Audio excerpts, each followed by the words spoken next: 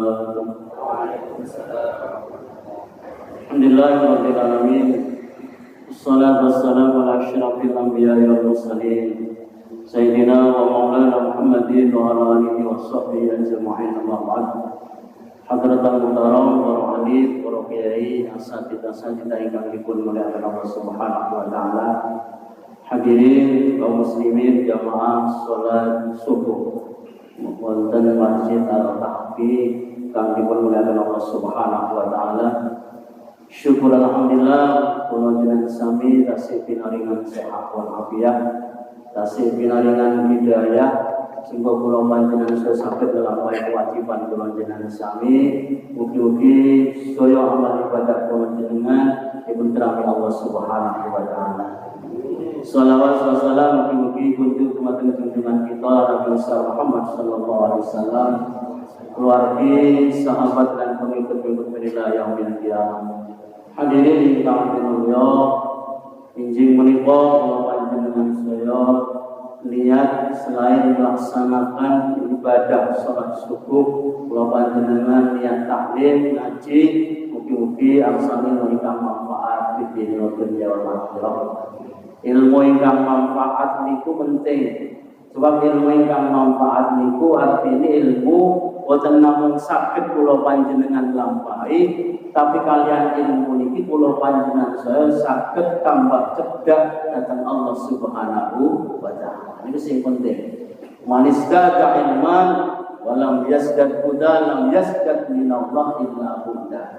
Lah ilmu ni tambah tapi gak tambah hidayah, ilmu ni tambah boten tambah cerdas dhateng Gusti Allah, niku bahaya. Sebab kalian ilmu ini saged menambah kita lebih jauh kepada Allah Subhanahu wa taala. Niku namine ilmu ini boten manfaat.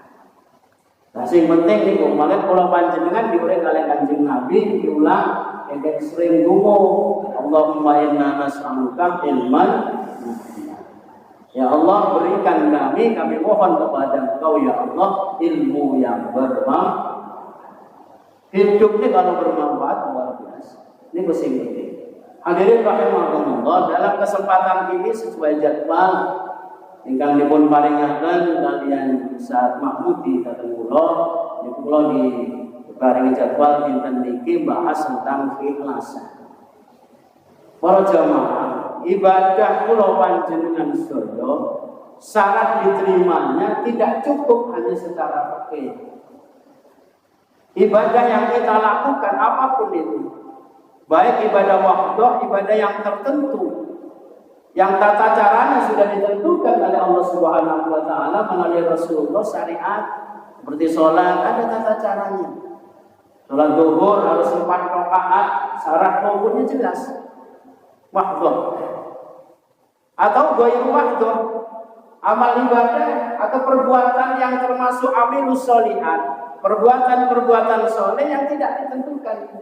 Bentuknya bagaimana? Contohnya menolong sesama, kan terserah bentuknya apa. Berbuat kebaikan misalnya, banyak. Panjenengan melampah niku wau tibae wonten watu, wonten mergi, panjenengan secara refleks buang. Itu juga kebaikan. Panjenengan misalnya pas santai musim hujan kata semekaten, panjenengan resik-resik boten namung kadane panjenengan tapi tempat umum di jalan di depan rumah panjenengan selokan jenengan benahi tanpa disuruh oleh siapapun, itu juga kebaikan. Jadi banyak amilus sholihah ini banyak. Nah, semua itu tidak cukup hanya syarat dan rukunnya. Secara fikih syaratnya harus ada, rukunnya harus ada agar diterima ibadah itu. Sholat bagaimana diterima ada syarat dan rukunnya. Wudu bagaimana diterima ada syarat dan rukunnya. Tapi di luar itu semua ada syarat yang kadang tidak kita perhatikan, yang itu menentukan bahwa amal ibadah kita bermanfaat atau tidak di hadapan Allah Subhanahu wa taala. Ada faedahnya amal kita atau tidak di hadapan Allah, itu adalah keikhlasan. Jadi yang terpenting. Makanya tadi di dalam surat yang saya baca waktu ayat salat rakaat pertama, Allah menyatakan wa ma umiru illa liya'budullaha mukhlishina lahu din. Tidak diperintahkan kepada mereka. Siapa? Ya kita semua, orang muslim juga semua, karena itu atofnya khotobnya itu adalah umum amma kepada kita semua umat Islam, orang mukmin, juga kaum musyrikin, kaum muslim, orang kafir semua disebutkan dalam ayat itu tidak diperintahkan kecuali untuk menyembah, mengabdi kepada Allah Subhanahu wa taala dalam artian yang luas. Ya ibadah wahdah yang saya terangkan tadi, mukhlishina lahuddin, dengan mengikhlaskan peribadatan kita, ibadah kita, agama kita hanya karena Allah Subhanahu wa taala. Makanya kita dituntun kalau panjenengan baca kunut mesti akan baca inna sholati wa nusuki. Apa kunut teman Ibu?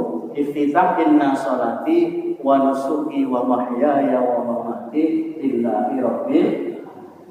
Jadi ibadah kita, sholat kita, pelaksanaan manasik kita bagi yang haji misalnya, hidup kita dan mati kita, bagaimana kita bisa mendedikasikan semua itu untuk Allah Subhanahu wa taala. Hadirin rahimakumullah, ini yang penting. Jadi kita belajar dan itu makomnya tinggi. Makom ikhlas ini luar biasa. Ketika kita sudah bisa melaksanakan itu, insya Allah jaminannya surganya Allah Subhanahu wa taala. Karena memang itu. Makanya ketika Rasulullah dulu awal hijrah, maka hadis yang sangat terkenal dan itu sahih. Itu memberikan batasan mana yang amal yang akan bermanfaat dan mana amal yang tidak bermanfaat. Itu tergantung bagaimana kita meniatkan amal ibadah ketika kita mau melaksanakan. Hingga Rasulullah mengatakan yang diriwayatkan oleh Umar bin Khattab, qala Rasulullah sallallahu alaihi wasallam innamal a'malu binniyat. Sesungguhnya amal ibadah yang kita lakukan itu tergantung niat kita. Nah, niat itu kita semua paham, napa niku tempatnya adalah dalam hati. Maudhi'ul qalbi, maudhi'un niyah al-qalb. Tempatnya niat dalam hati kita. Tidak ada yang tahu. Panjenengan melaksanakan apapun ibadah itu yang tahu panjenengan dengan Allah niatnya untuk apa. Karena itu niat itu adalah ikhlas itu adalah rukun ibadah. Ikhlasan itu ada dalam hati karena ada tergantung niat kita. Maka itu disebutkan dengan rukun ibadah. Pokoknya ibadah, ruhnya ibadah kita adalah keikhlasan. Niat kita itu bagaimana? Wa innamal likulli imri'in ma nawa. Dan kita akan dibalas sesuai dengan niatan kita itu. Bisa jadi panjenengan Bapak Ibu datang ke sini tadi tujuannya sama, sholat subuh, berjamaah dan niat ngaji. Yang didapat panjenengan bisa jadi tidak sama. Tergantung bagaimana keikhlasan panjenengan, niat panjenengan. Jadi mari kita tata ini semua agar ibadah yang kita lakukan ini benar-benar akan menjadi ibadah yang diterima oleh Allah Subhanahu wa taala. Dan yang tidak cukup, fikih itu tataran rendah. Syarat rukun ibadah fikih itu tataran rendah. Di atasnya masih ada lagi keikhlasan. Di atasnya lagi masih ada cinta kepada Allah. Sudah di atasnya ikhlas tidak? Kalau sudah cinta itu bukan tidak ada niatan selain Allah, ridha Allah. Sudah di atas semuanya. Kenapa kok fikih saya kata tataran rendah? Contoh mawon ini. Panjenengan sholat secara rukun niku kalau orang laki-laki nutup aurat, gitu kan? Lah auratnya pun di laki-laki bainas surrah wal rukbah, antara nomor pusat udel sampai dengkul. Artinya panjenengan niki wau sholat niki sabungan mawon sah napa mboten? Sah. Secara fikih sah. Tapi cara akhlak, Pak. Sampeyan kate nandi, Cak? Kate habis apa? Kalau nang masjid nggawa sajadah. Lah kok gak nggawa kelambi marang. Lho syaraté lak namung rukune lak namung wa darsul waruk bau ngerti pekene. Sah niku. Sampai ote-ote salat sah mboten apa. Tapi itu kan secara fikih. Tataran fikih. Nah di atas fikih masih ada akhlak, di atas akhlak masih ada keikhlasan, niat yang ikhlas. Di atas masih ada hub. Kalau sudah hub, cinta sudah luar biasa. Makanya orang-orang sufi itu cintanya apa? Ibadahnya sudah tingkat hub. Dia tidak peduli dengan keadaan apapun. Seperti yang dilakukan Rabi'ah Adawiyah itu sudah di atas. Bukan dalam doanya, ya Allah kalau saya ibadah karena ingin surgamu, jauhkan saya dari surga. Tapi kalau saya ibadah karena takut neraka, masukkan saja. Tapi kalau saya ibadah karena cinta kepadamu, maka terima ibadah saya itu. Kalau kita sudah tingkat itu insya Allah luar biasa. Mudah-mudahan amin Allahumma. Dan ini tidak bisa harus dididik. Semua orang punya masing-masing cara sendiri untuk keikhlasan. Hadirin rahimakumullah. Jadi Rasulullah mengatakan, "Faman kanat hijratuhu ilallah wa rasulih." Barang siapa yang ibadah hijrah. Memang dulu konteks hadis ini adalah ketika hijrah. Karena ketika hijrah itu kan perjuangan, pindah dari Mekah ke Madinah. Itu luar biasa, meninggalkan semua pekerjaan, ditinggalkan, bahkan anak istri ditinggalkan, keluarga ditinggalkan, rumah ditinggalkan, semua. Kalau panjenengan hijrah kata Rasulullah karena Allah dan Rasul, fa hijratuhu ilallah wa rasul, maka hijrahmu, ibadahmu, semua yang kamu lakukan Allah yang akan menjamin, akan mendapatkan yang lebih baik di sisi Allah Subhanahu wa taala. Padahal belum tentu yang ditinggalkan rumah baik ketika di Madinah belum tentu dapat. Dan banyak sahabat itu. Bahkan di Mekah itu jadi bos. Ketika di Madinah ketika setelah hijrah harus menata kembali dari bawah. Bahkan di rumah di Mekah punya gedung rumah yang luar biasa, di Madinah ditumpangkan oleh Rasulullah kepada orang-orang Madinah. Dikengken kampung dititip Rasulullah gak bisa membangunkan. Luar biasa. Karena itu Rasulullah jawab, niatmu harus dijaga benar. Wa man kana hijratuhu ila dunya yusibuha aw imra'atin yankihuha fa hijratuhu ila ma hajara ilaihi. Kata Rasulullah, kalau kamu hijrahmu, ibadahmu itu karena ingin mendapatkan dunia, atau perempuan yang ingin kamu nikahkan, atau apa saja jabatan sehingga kamu ibadah melaksanakan, maka yang kamu dapat yaitu itu pun itu. Nah, itu kalau dapat. Bisa jadi tidak dapat apa? Wis ibadah kemenangan, ngarepno cek didadekno mantu tak miring ngriki tibae dikek wong liya. Gagal langsung. Hadirin rahimahullah. Lah, ikhlas itu apa? Wonten teng Al-Adhkarun Nawawi disebutkan. Banyak sekali tafsir, banyak sekali ulama memberikan definisi. Seperti yang disebutkan Syekh Abi Ali Al-Fadil Ibnu Iyad, dia mengatakan begini, memberikan kepada kita rambu-rambu agar kita beribadah jelas. Tarkul amal li ajlin nasriyah. Melakukan, meninggalkan sebuah pekerjaan karena manusia itu dianggap riya. Jadi riya itu bukan hanya pamer. Ya. Meninggalkan sesuatu amal karena manusia itu riya.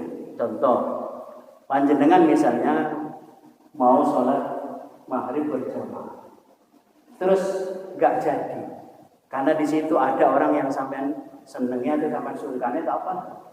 Balik takoki ibu, Pak lho kok mboten sias sang masjid. Iya. Apa? Aku sungkan gak situ. Panjenengan balik gak jadi melaksanakan sholat di masjid, padahal itu adalah pahalanya besar.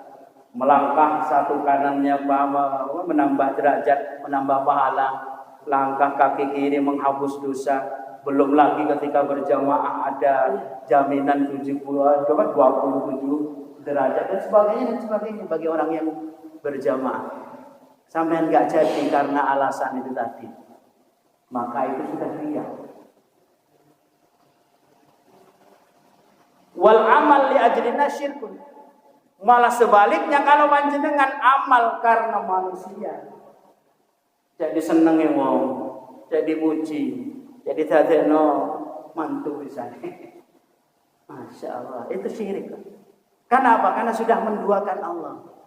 Dan kita tidak akan bisa berjumpa dengan Allah ketika amal kita masih dilaksanakan ada bumbu syirik itu. Nauzubillah min. Allahumma shalli ala Muhammad. Dan Allah nyatakan, "Faman kana yarju liqa'a rabbih falyamal amalan shalihan wa la yusyrik bi ibadati rabbih ahada." Dalam surat Al-Kahfi ayat 110 yang terakhir disebutkan, ayat terakhir dari Al-Kahfi, barang siapa yang ingin berjumpa dengan Allah, yang mengharap ridha Allah, nanti akan ingin masuk surganya Allah, bisa melihat Allah di surga, Karena itu ada keyakinan ahli sunnah wal jamaah, nikmat tertinggi nanti di surga itu bukan kita masuk surga saja. Tapi nikmat tertinggi yang diharapkan oleh semua orang yang masuk surga itu adalah bisa melihat zatnya Allah Subhanahu wa taala. Jadi zatnya Allah bisa dilihat kapan nanti di surga.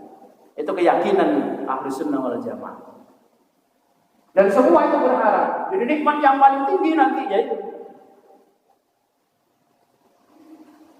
semua akan bisa melihat itu. Siapa yang bisa melihat seperti itu?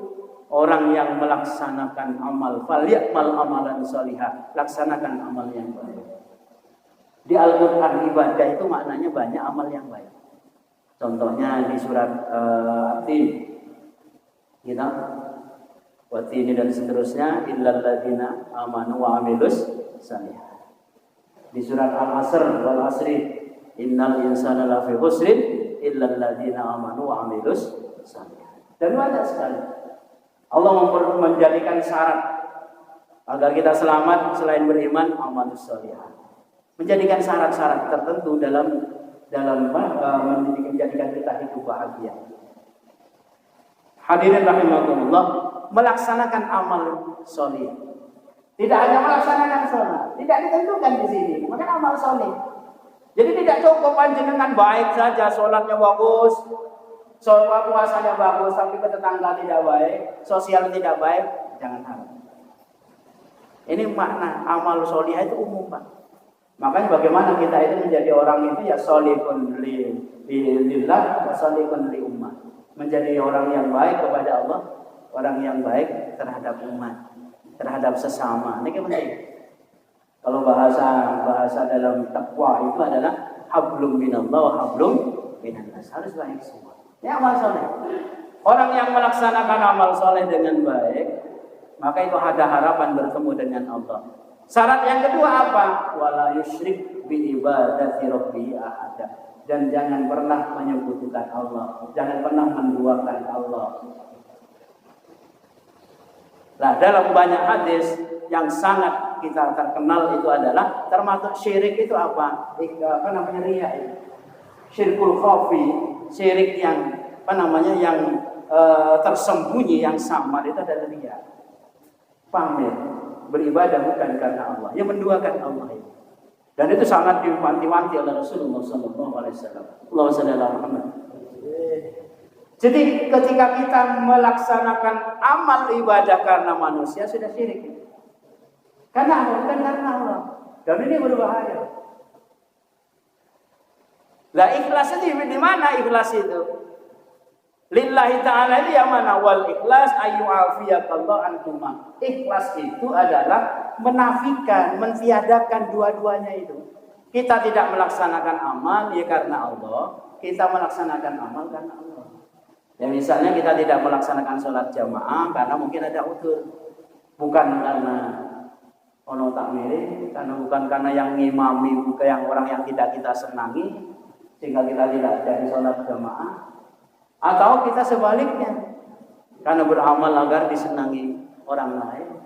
Itu bukan karena itu. Kalau kita sudah bisa lepas dari dua hal ini, maka insya Allah kita menjadi orang yang mukhlis sehingga amal ibadah kita diterima oleh Allah Subhanahu wa taala.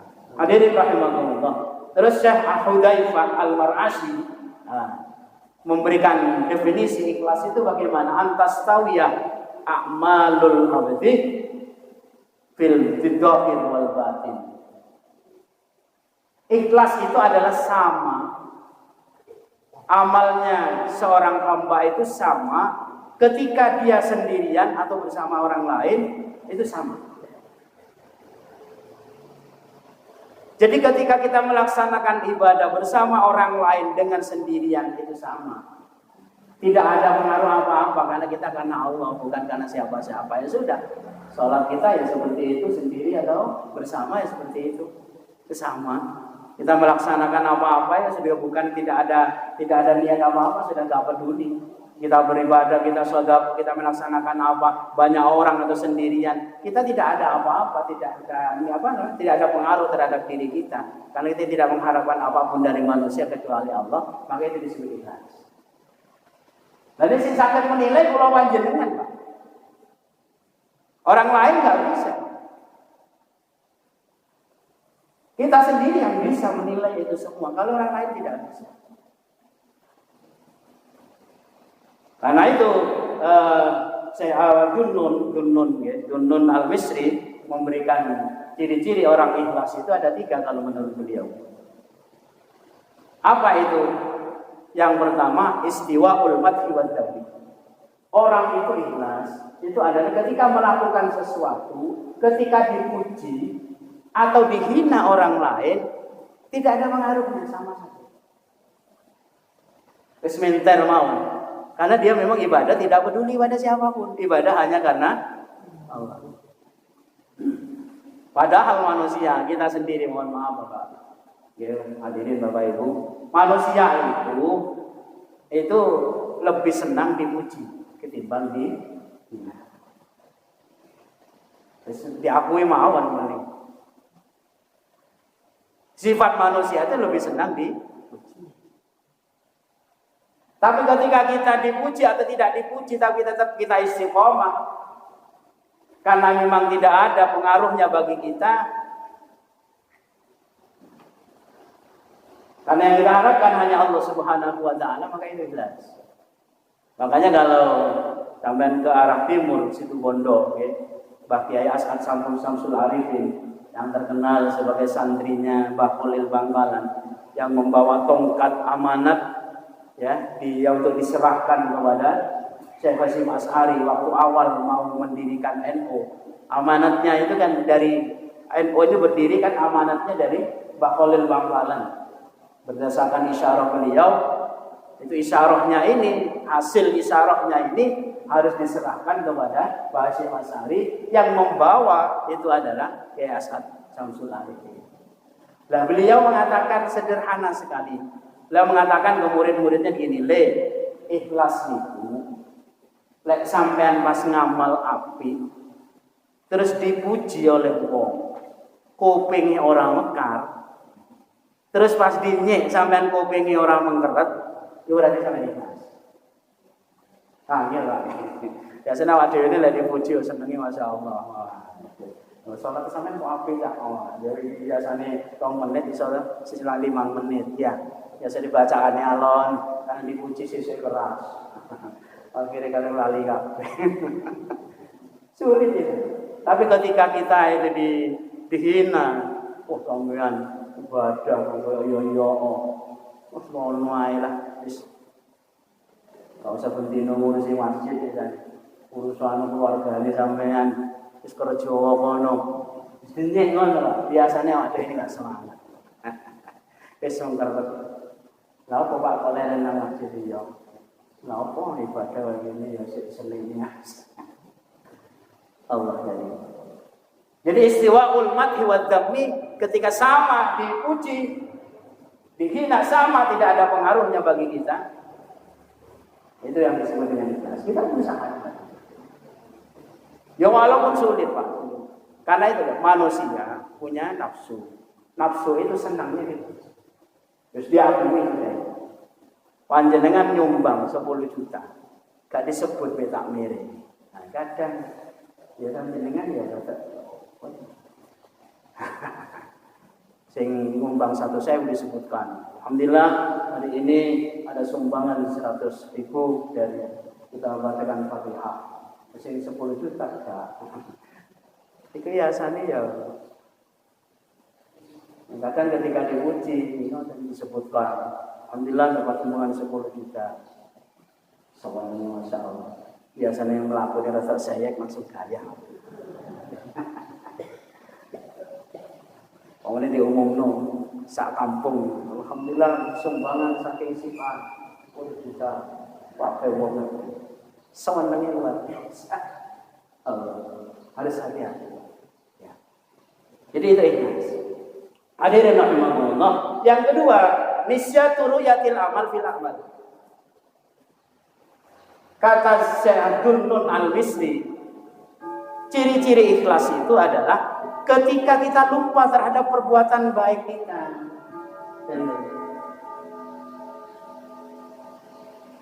Kalau dalam Al-Quran, ngundat-ngundat amal yang kita lakukan itu dia. Berarti tidak ikhlas. Artinya sebaliknya kalau menurut Syekh Abdul Nur, ketika ikhlas itu bagaimana?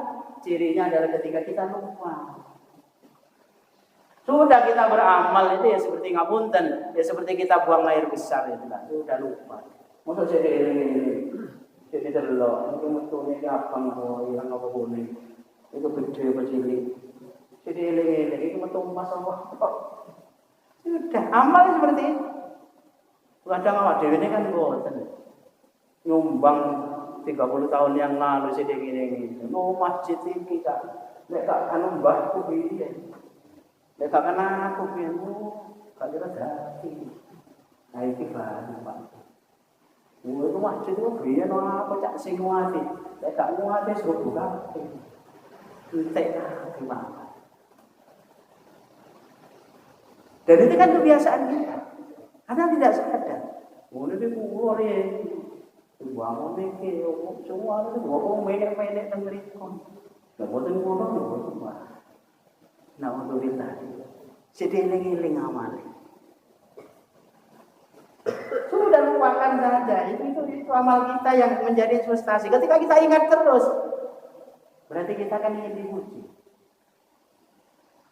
Dan itu yang menyebabkan amal kita tidak ada. Maksudnya tidak ada nilainya di hadapan Allah. Yang ketiga kata beliau, waqtidai sawabil amal fil akhirah. Harapannya kita beramal itu bukan di dunia tapi di akhirat. Nah, kita beramal hanya di akhirat. Bagaimana kita beramal ini tujuannya tidak ada kecuali di akhirat di hadapan Allah Subhanahu wa taala. Dan itu memang ya kan itu lillah apa namanya? Inna sholati wa nusuki wa mahyaya wa mamati lillahi rabbil alamin. Ini kan harus selesai. Makanya ulama atau Kanjeng Nabi itu kan memberikan memberikan tuntunan kita, disunnahkan baca itu agar setiap hari kita tahu. Karena itu kan sunnah ya. Ulama memilih yang ini. Iftitah kan ada dua. Ya. Tapi yang dipilih yang ini. Yang ada inna sholati wa nusuki wa mahyaya wa mamati lillahi rabbil alamin. Agar kita selalu ingat ibadah kita ini bisa bermanfaat atau tidak kalau lillahi ta'ala. Salat kita ini bisa bermanfaat atau tidak kalau lillahi ta'ala. Hidup kita ini bermanfaat atau tidak apapun yang kita lakukan ibadah itu, baik ibadah yang mahdoh, baik mahdoh, ibadah sosial, muamalah bersama masyarakat bermanfaat atau tidak jika lillahi ta'ala. Jika tidak, maka tidak ada manfaat. Hadirin rahimahumullah.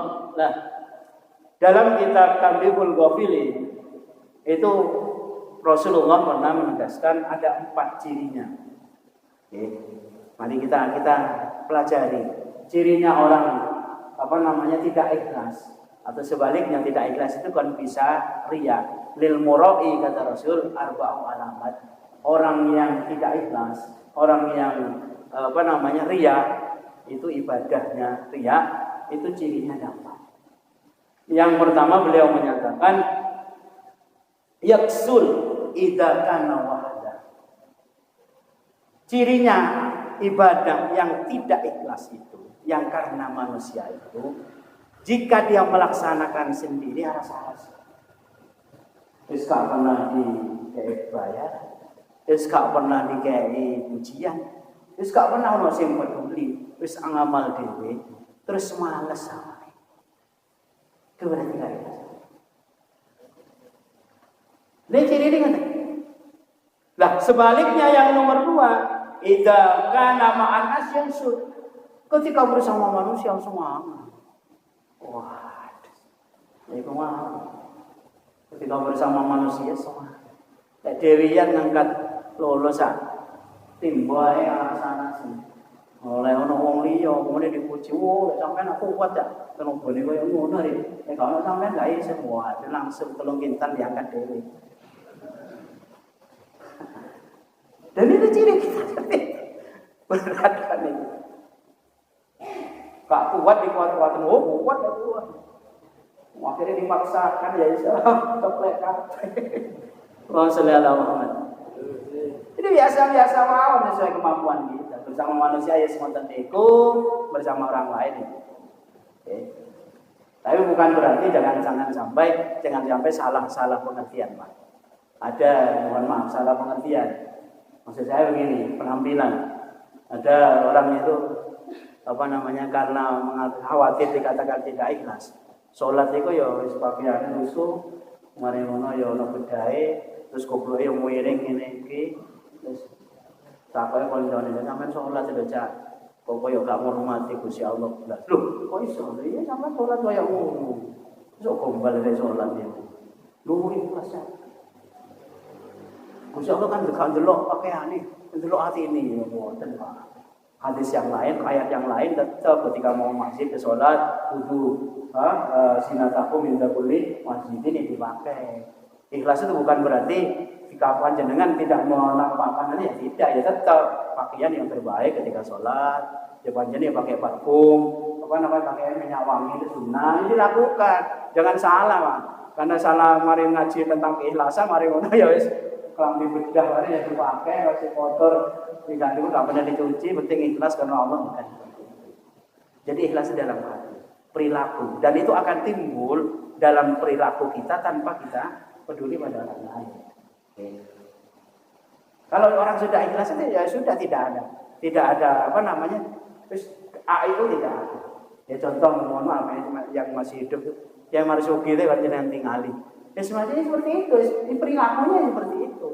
Dia gak pernah digawe-gawe, tampil di hadapan siapapun ya seperti itu. Pakaiannya kadang ya hari itu pakai itu ya seperti itu. Enggak dipakai dalam macam-macam. Biasanya ikhlas itu akan tampak. Karena apa? Akan timbul dari hati yang dipraktekkan secara tidak dia pikirkan, secara tidak direkayasa akan timbul seperti itu. Itu keikhlasan. Hadirin rahimahullah. Yang ketiga, yazidul amal islah ida usna alaih. Orang yang tidak ikhlas itu cirinya, maka amalnya itu akan ditambahi ketika dia dipuji. Ketika dipuji, ditambahi, digawe-gawe. Ini kok. Sholat biasanya biasa ini, ketika dipuji besok ini Allah gitu ya. Digaya-gaya. Nah sebaliknya idza dumma alai. Yang terakhir di dalam kitab Tamyiul Ghafilin ini, cirinya orang yang tidak ikhlas, maka amalnya semakin berkurang ketika dia dihina. Monggo sekawan nih. Ditambah 3 tadi yang Syekh Dunun Al-Misri dalam kitab Al-Qadun Nawawi itu, monggo kula panjenengan napa niku introspeksi terhadap perilaku kita, amal kita, ibadah kita sehari-hari. Kita lihat sendiri. Kita sendiri yang bisa menguji.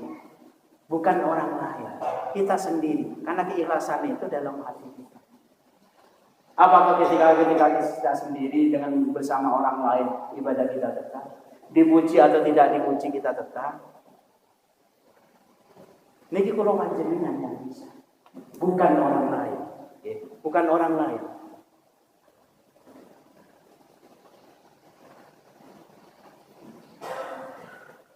Hadirin rahimahullah. Sebab apa ngiten para jemaah? Mungkin sebagai menutup ada hadis dan cerita. Ngiten. Kenapa kalau kita harus ikhlas? Itu tidak. Kalau kita ikhlas dan tidak ikhlas, rugi, Pak. Dunia ya rugi, akhiratnya ya rugi. Saya ambilkan sebuah hadis, satu hadis saja. Dalam kitab Bidayatul Hidayah, karya Imam Ghazali ini. Ngeten. Nek cara pandian mau. Di hadis itu diceritakan gini, ada seorang sahabat Rasulullah gitu, ketika mau perang, mesti Rasulullah diumumkan, hari besok hari Rabu kita akan berangkat perang, berangkat setelah zuhur. Bagi yang tidak ada halangan silakan ikut, tapi bagi yang punya halangan mundur silakan tidak ikut. Diumumkan untuk perang ini butuh ini. Yang bisa nyumbang silakan, yang tidak maka ikut berperang. Jaminannya adalah surga Allah Subhanahu wa taala. Pun enten sahabat derek perang. Udah disiapkan. perang sampai di medan perang, biiznillah orang ini meninggal. Berarti kan mati syahid. Syahid dunia akhirat. Jadi ada syahid itu, ada syahid dunia akhirat, ada syahid akhirat. Ada syahid dunia ini. Ini syahid dunia akhirat. Syahid dunia akhirat itu apa? Orang yang berperang di medan perang yang diizinkan oleh Allah melalui Rasulullah dan meninggal, itu syahid akhirat. Maka terhadap syahid akhirat ini secara fikih maka tidak ada perlakuan terhadap jenazahnya. Tidak perlu dimandikan, tidak perlu dikafani, sudah bahkan dikuburkan dengan pakaiannya. Kalau perlu pedang-pedangnya yang dibawa untuk perang diikutkan. Jadi nggak perlu haram malah dimandikan, dikafani, tidak perlu. Sudah dimandikan, dikubur sesuai. Itu syahid akhirat. Darahnya akan menjadi minyak misik nanti. Makan harum di hadapan Allah. Nah kalau syahid akhirat banyak. Syahid akhirat itu syahid akhirat. Jadi meninggal dalam kondisi tertentu. Seperti orang meninggal dalam kondisi berjuang, tapi bukan di perang. Ya. Misalnya berdakwah di daerah tertentu ternyata ada kecelakaan atau dibunuh oleh orang yang nggak senang, meninggal, syahid akhirat. Bahkan orang perempuan yang melahirkan, ketika melahirkan terus meninggal, maka syahid akhirat. Orang laki misalnya panjenengan pas bangun misalnya kejatuhan, yang membangun masjid misalnya, terus kejatuhan meninggal, syahid akhirat. Orang yang tenggelam misalnya nelayan dan jenengan nyebrang dalam kondisi baik, tujuan baik, syahid akhirat. Banyak syahid akhirat. Orang yang syahid akhirat itu perlakuan fikihnya tetap. Kalau bisa ya tetap dimandikan, ya dikafani, disolatin. Hadirin rahimahullah. Nah, orang ini meninggal jelas. Tapi apa dalam hadis itu? Allah Subhanahu wa taala menyatakan begini, faqiyaqulu ya Rabbi, dalam hadis inna syahid yukmaru yaumal qiyamah ilan nar. Ada seorang syahid oleh Allah disuruh, karena oleh malaikat orang ini diberi pakaian. Terus oleh malaikat orang ini akan dibawa ke surga. Ini stop oleh Allah. Stop. Siapa ini? Sahabat Rasul. Mau saya bawa kemana? Ke surga. Kata Allah? Bawa, lempar ke neraka. Semua kafir. Orang yang kenal, yang sahabat-sahabat bersama dia, ketika waktu perang, ikut perang bersama, kaget semua. Termasuk malaikat. Malaikat itu yang dilakukan oleh malaikat hanya mencatat. Gak peduli malaikat itu orangnya melaksanakan apa yang dicatat. Menurut malaikat ini baik, ya baik sudah. Menurut malaikat ini jelek, malaikat gak tahu hatinya. Pokoknya ini catatan malaikat ya. Makanya ada guyonan. Ya, ada guyonan ketika akhir-akhir ini kan gitu, guyonan di WA ini. Ya. Manusia bergurau, tapi Allah serius. Selamat ya. Nah, ketika tadi contoh bahwa memang kadang seperti itu. Ketika awal-awal presiden itu menunjuk menteri ini pendidikan yang ahli teknologi ini lah, guyonan DWA macam, karena dia memang bosnya Gojek ya. Wah, sembarang nanti akan dibayar melalui online semua. Ya, bayar ini pakai online. Di gue kayak guyonan kayak nyek anak ngoten nah. Tapi sekarang nyatanya bener sakniki Pak, dengan adanya corona kabeh belajar dari rumah. Wis kabeh harus dari rumah semua, harus melalui online. Itu kan bisa jadi kita guyonan tapi Allah serius. Ya ini loh. Yang sampean dari karepne lak ngene gitu. Bukan malah tambahan tapi malah sumpah. Gak sumpah ki apa, Pak? Saiki biasane nukono pulsa anake saulan nek 50.000 iso 200.000. Biasanya bapake santai, bapak ibuke gak perlu mendampingi teman-teman belajar. Saiki anake kudu didampingi. Sing dadi guru bukan guru, tapi orang tuanya. Nah, ya orang tuanya siap gak siap. Akhirnya tukaran mbek anake. Iki yo apa, Mak? Lho ya ora iso aku le.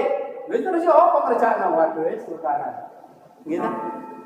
Nah, itu malaikat punya dicatat. Akhirnya malaikat juga protes kepada Allah, ya Allah, astashhidu atau ustishhidu syahidan. Ya Allah, ini mati syahid ya Allah.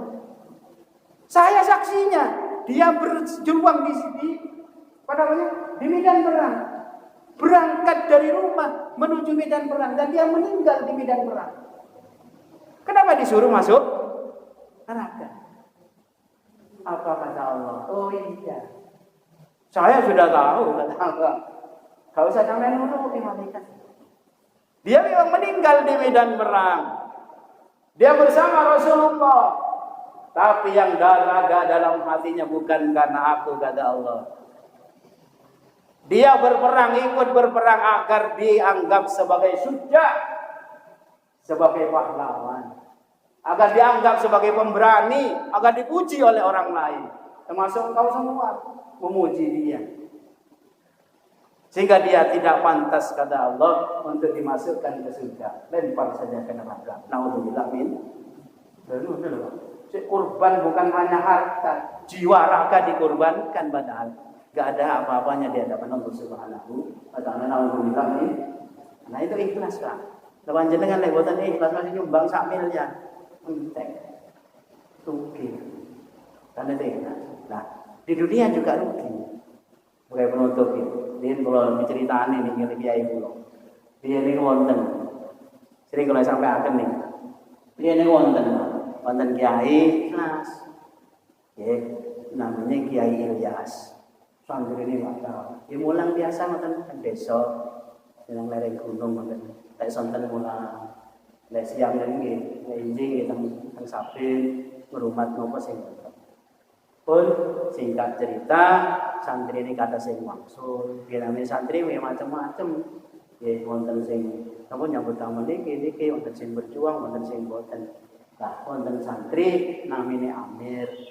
Nah Amir niki kok niru perilaku dia ini. Nggih ikhlas, teng kampung nggih mulang. Ya boten napa boten sugih, boten sak wonten niki. Dadi lek enjing itu teng wingking griya, macul-macul niku nanggur boten. Ngoten. Pun uripe ngoten. Terus sonten ngajar, lari-lari kampung niku ngajar Quran, untuk maghrib ngajar. Nah, suatu ketika sama mandene rakyat, ambil niki pengin sowan datang kiai ini, kiai Ilyas putramu. Akhirnya sanjang dek, ayo sowan nang kiai wis. Terus Mas opo awak yen tau ngerti apa-apa. Ya wis gak usah nggowo apa sing ngono ae. Boten enten Mas duwe hukum. Ya sik kok ae. Ya apa panjenengan? Gak usah di anak-anak. Wong panjenengan ono iki. Sing penting laksowan nanti tumune barokah dateng kiai. Ya siap tidak. Terus datang dalam, assalamualaikum warahmatullahi wabarakatuh. Sinten jenengan? Kula yai. Lah sampeyan sinten Amir? Lho, sampeyan Mir. Kene ki sinten layak kula. Oh, punyai iki ana bojone Amir nggih. Oh, ya apa cerita-cerita. Ya apa saiki Mir apa kerjaan sampeyan? Nggih namung tani yai, ing rumah niku. Terus ya apa Qur'ane yani dia alhamdulillah santen kula modal lari-lari kampung. Oh, alhamdulillah. Wis ngono cek manfaat. Singkat cerita mantan sampai zuhur, rumah niku diparingi makmum, terus mantan zuhur langsung. Ini ngapunten yai, kalau pamit, ini pengen mawon, mungkin sakit barokah. Oh ya, nah ini iloma, lah ini ya ikhlas. Nah saat dereng langsung ditangklati, wanang punya yai, niki Amir kali merayati badhe wangsul, nggih yai. Ono apa sing sakit di bawah, mboten enten napa-napa.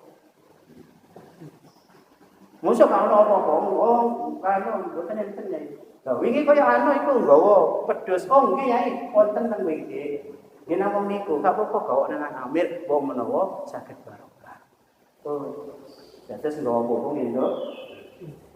Tangsel. Ah, jenenge Amir iki terkenal wong biasa, Pak.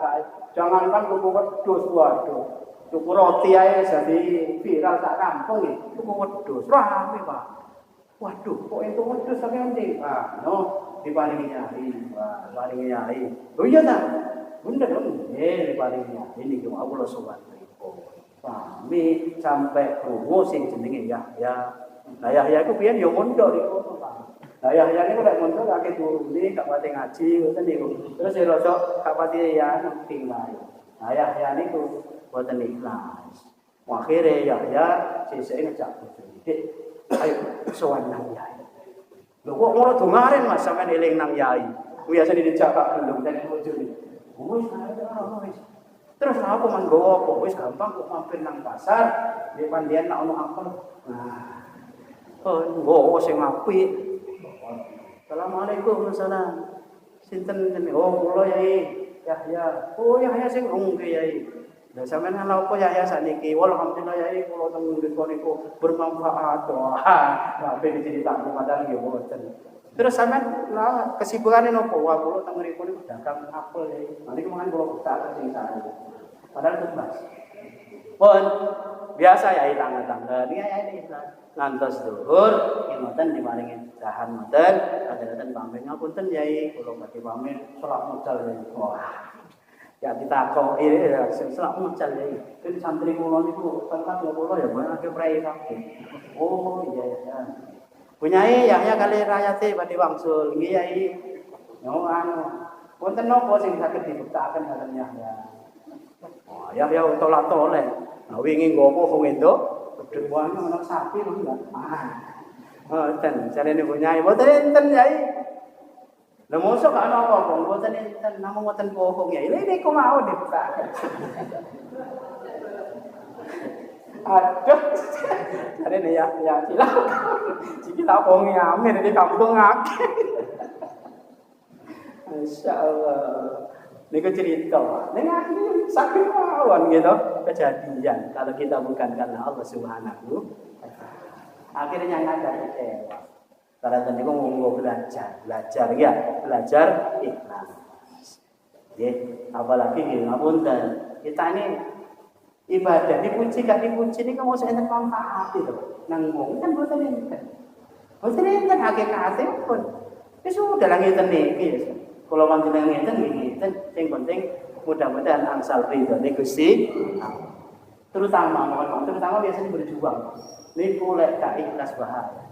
Berjuang ngurusi masjid, ngurusi tahlil. Lek gak ikhlas wah akeh wong untung lek. Awal-awal sregep ngurusi masjid, waduh ning anu titik ae mandek terus. Bayaran gak tau nang masjid dak. Nopo ngene kene. Lah opo Pak? Terus karep piye opo? Pengen dadi takmir saumur hidup mboten ta? Pengen dadi mboten usah.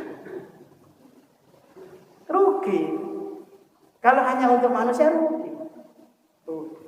Ketika kita sudah meninggal ya sudah lupa manusia. Kalau kita tidak karena Allah Subhanahu wa taala. Sing kita harapkan nanti hidup ini bukan hanya di dunia tapi setelah mati itu bagaimana kita berdoa. Nanti ingkang wakil kula sampeaken ngapunten ingkang kathah mobilnya dan kelindungi kula dona pangapunten. Ya, lewatan segala kasih mugi-mugi bermanfaat kangge kula pribadi lan panjenengan sedaya. Jika kula panjenengan niki gesang saged bermanfaat, itu ada harapan untuk bisa masuk surganya Allah karena amal ibadah yang kita lakukan, baik yang mahdoh maupun yang ghair mahdoh, itu karena Allah Subhanahu wa taala. Dan Allah majma'in, moga ditutup kalian istighfar kata Allah, mudah-mudahan kita dosa-dosa kita diampuni.